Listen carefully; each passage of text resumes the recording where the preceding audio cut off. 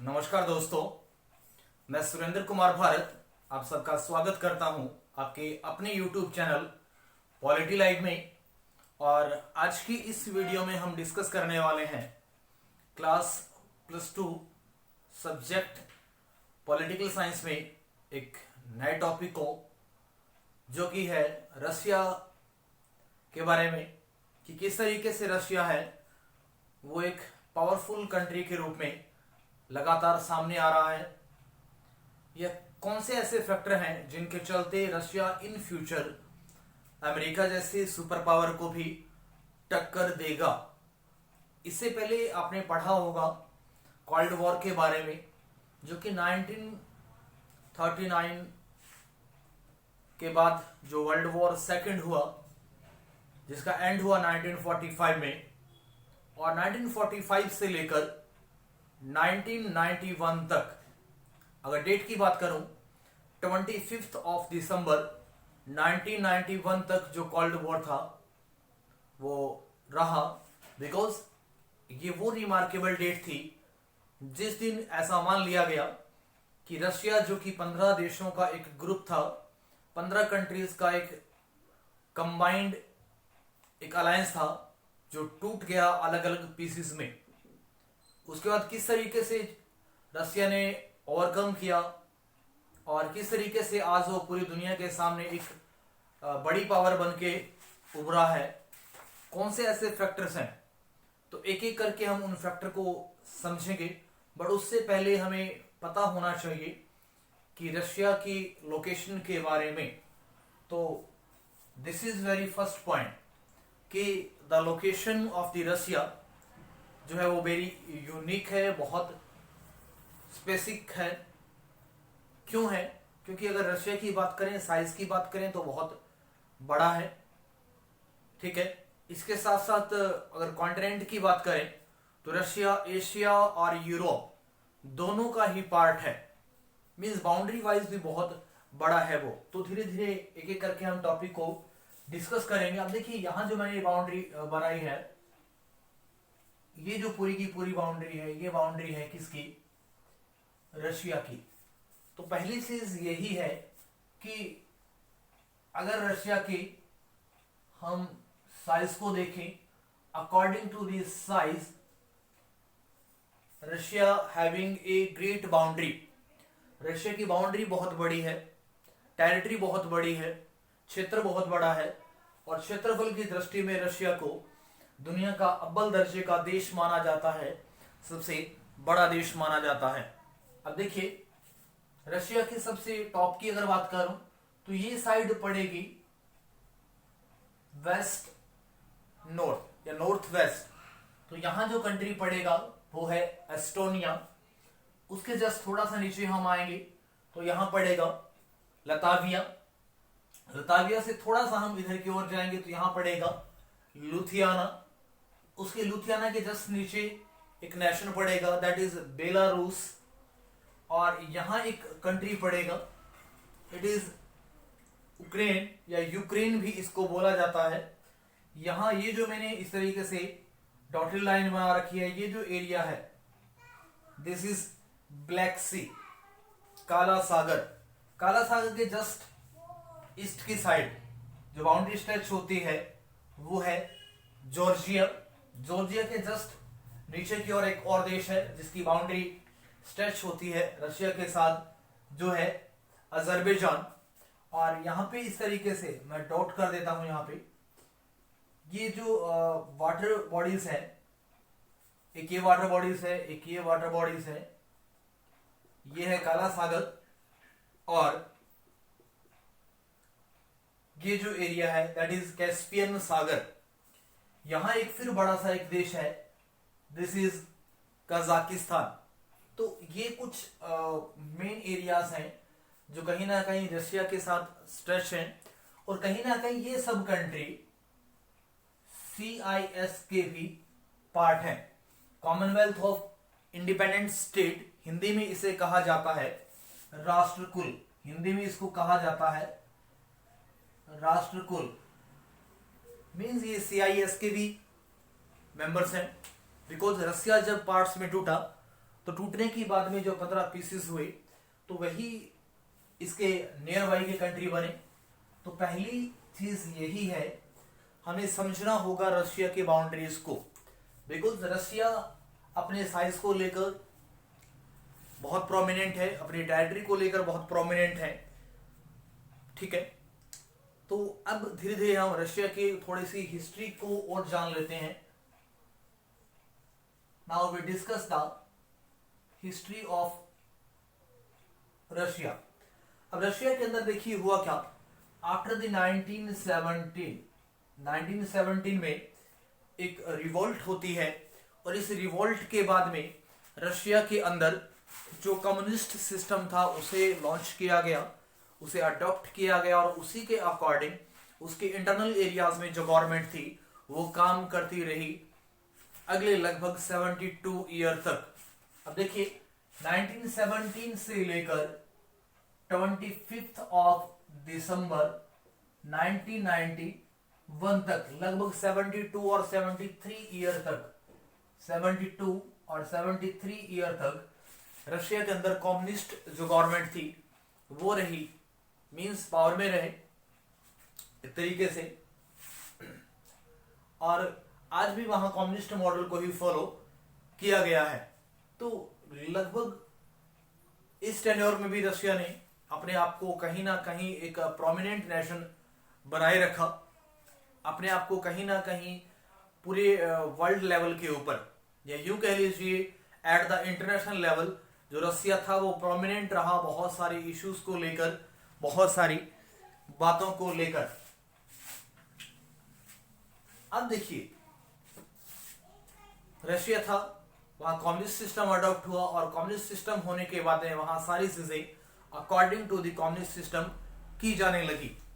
अब देखिए होता क्या है कि 1914 टू 1918 वर्ल्ड वॉर फर्स्ट होता है, यहां तक कोई ज्यादा प्रॉब्लम नहीं होती, but 1939 to 1945 world war second होता है, और जस्ट सेकंड वर्ल्ड वॉर के बाद यूएसए और USSR, United states of America and United Soviet socialist Republic के बीच एक वॉर शुरू होता है, और इस वॉर को कहा जाता है कोल्ड वॉर, जो ऑलरेडी आप फर्स्ट सेकंड लेसन में पढ़ चुके हैं।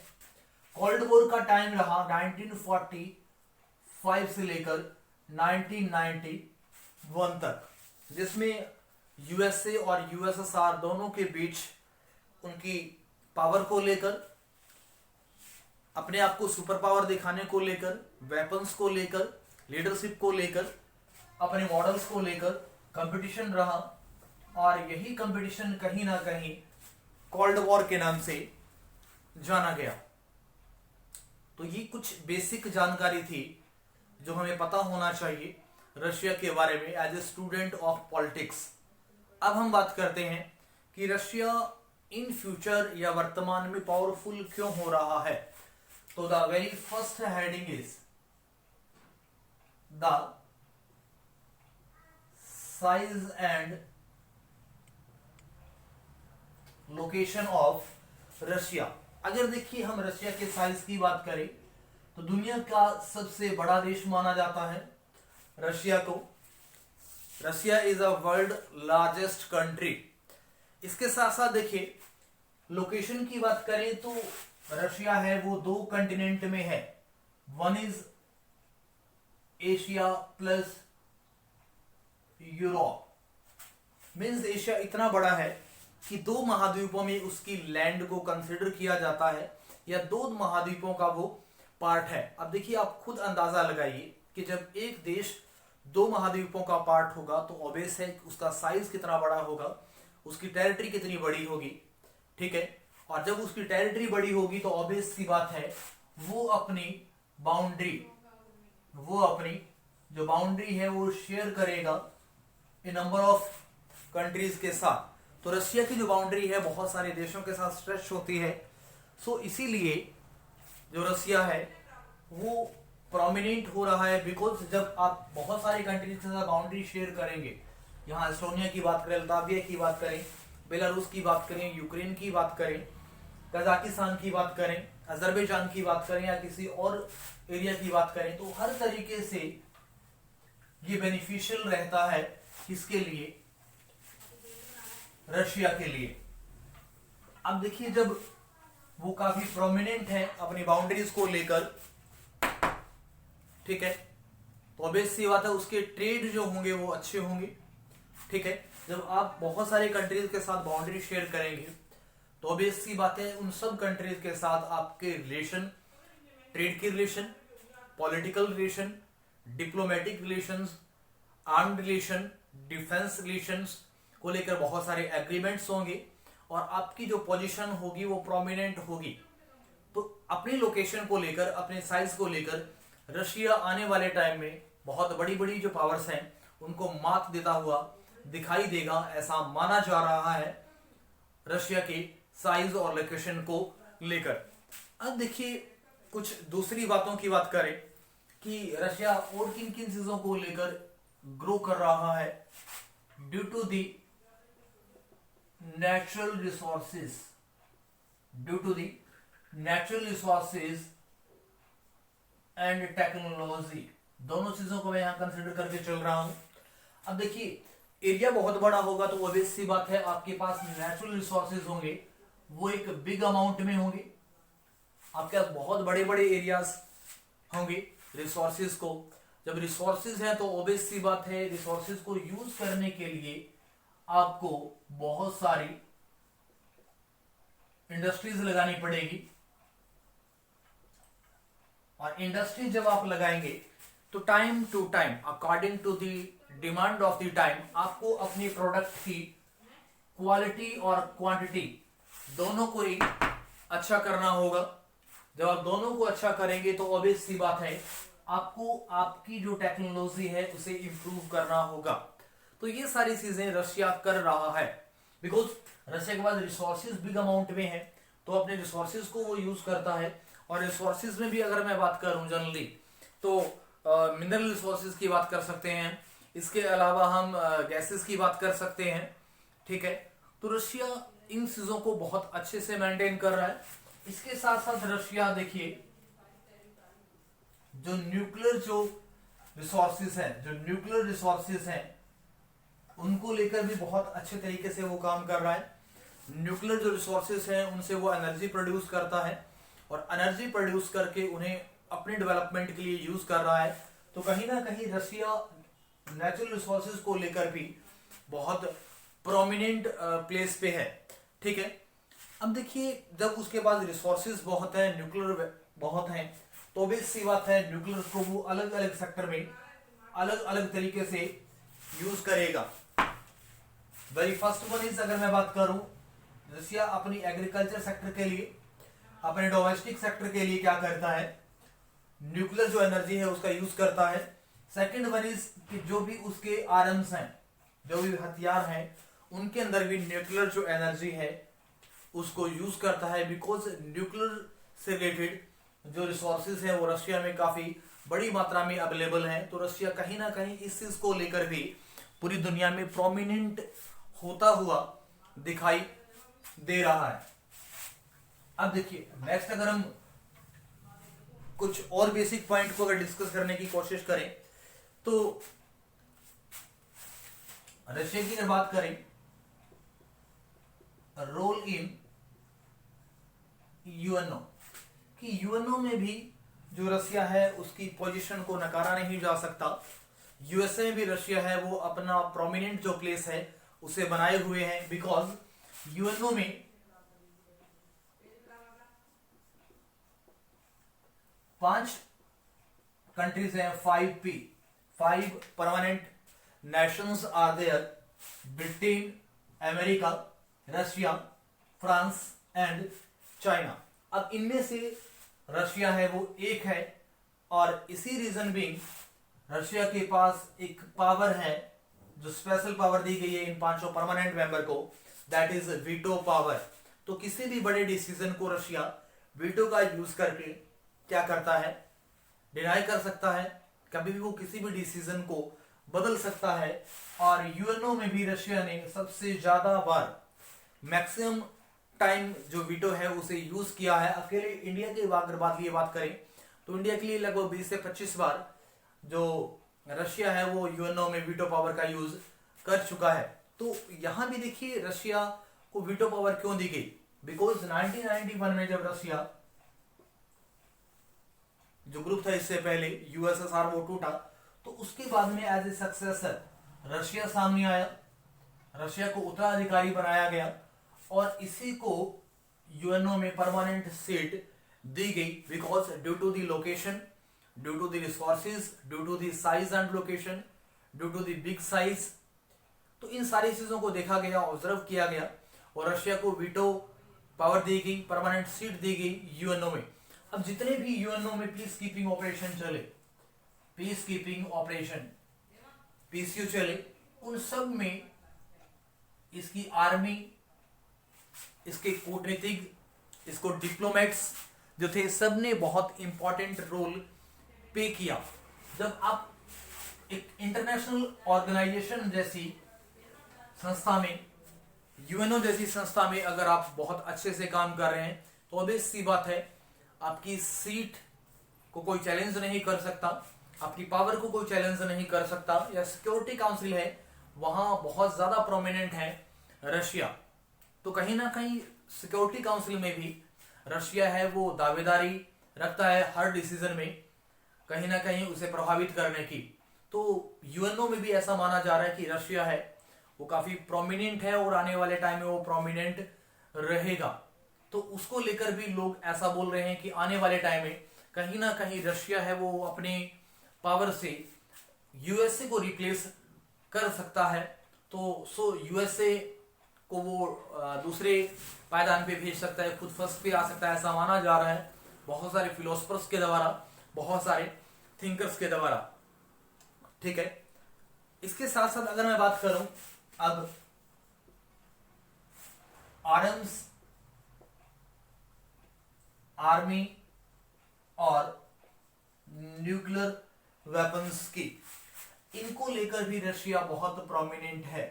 बिकॉज अगर पूरे वर्ल्ड की बात करें तो पूरे वर्ल्ड की जो टॉप 10 आर्मीज हैं, अगर मैं टॉप 10 आर्मीज की बात करूं तो रशिया की आर्मी उन टॉप 10 में से एक है।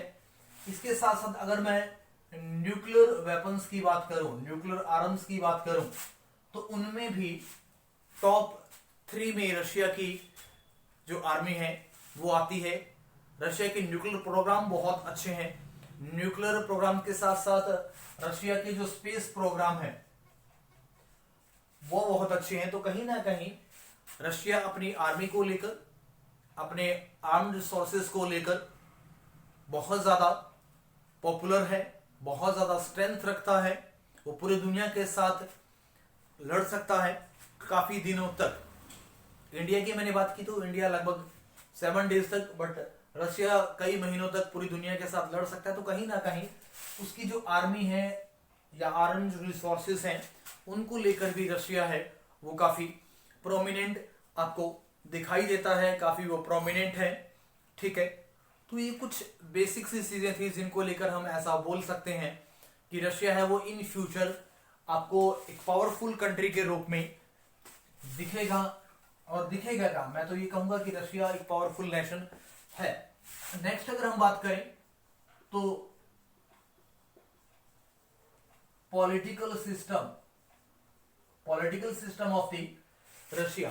रशिया है वो 1917 से ही कम्युनिस्ट जो अप्रोच है उसको फॉलो करता है और कम्युनिस्ट अप्रोच के अकॉर्डिंग ही अपनी गवर्नमेंट सेट करता है। अगर वर्तमान की बात करें तो वहां जो प्रेसिडेंशियल सिस्टम के अकॉर्डिंग जो प्रेसिडेंट हैं व्लादिमीर पुतिन, प्रेजेंट में 2020 की अगर बात करें तो वहां जो पुतिन साहब हैं उन्होंने बहुत सारे कंट्रीज के साथ पॉलिटिकल, डिप्लोमेटिक और दूसरे जो रिलेशन है उनको प्रमोट किया है। तो कहीं ना कहीं रशिया जो है वो प्रोमिनेंट होता हुआ दिखाई दे रहा है पॉलिटिकल सिस्टम को लेकर भी। ठीक है, और अगर आप दूसरी अगर 2020 में कोविड-19 की को अगर देखें तो रशिया ने बहुत अच्छे तरीके से कोविड-19 को अटेम्प्ट किया है, बहुत अच्छे तरीके से उसे कंट्रोल करने की कोशिश की है। तो ये कुछ कॉमन सी चीजें हैं जो रशिया को यूनिक बनाती है, रशिया को पावरफुल बनाती है। मैं ज्यादा डेप्थ में इन चीजों को डिस्कस नहीं करूंगा, because at the level of the +2 और जो एनसीईआरटी के द्वारा जो हमें रिसोर्सेज प्रोवाइड करवाए गए हैं, स्टडी मटेरियल जो प्रोवाइड करवाया गया है, उसमें बहुत थोड़ी बातें हैं, बहुत थोड़ी बातें हैं। तो उनमें से एक दो चीजें और है। अगर हम रशिया की बात करें तो उसकी इकोनॉमी की बात करें या उसकी जीडीपी की बात करें तो पूरे वर्ल्ड में 11वें नंबर पे है। ठीक है, जीडीपी बहुत अच्छी नहीं है, but Russia day to day अपने ईच एंड एवरी एरिया को, इकोनॉमिक सेक्टर को, हेल्थ सेक्टर को, एजुकेशन सेक्टर को बहुत अच्छे से इंप्रूव कर रहा है। जो भी पॉलिसी वहां लगाई जाती है, जो भी पॉलिसी वहां इंट्रोड्यूस की जाती है, उस पॉलिसी को बहुत बेटर तरीके से, बहुत अच्छे तरीके से इंट्रोड्यूस करता है और उसे फिनिश भी करता है। जो भी ऑब्जेक्टिव होते हैं उस पॉलिसी के, मैक्सिमम टाइम जो रशिया है उन ऑब्जेक्टिव्स को पा लेता है। तो इन्हीं चीजों को लेकर रशिया चर्चाओं में है। रशिया इन फ्यूचर आपको एक पावरफुल नेशन बनता हुआ दिखाई देगा।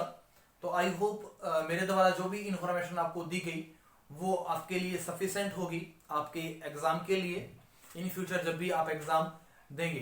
तो आज के लिए मुझे दीजिए इजाजत, कल फिर मुलाकात होगी एक नई वीडियो के साथ।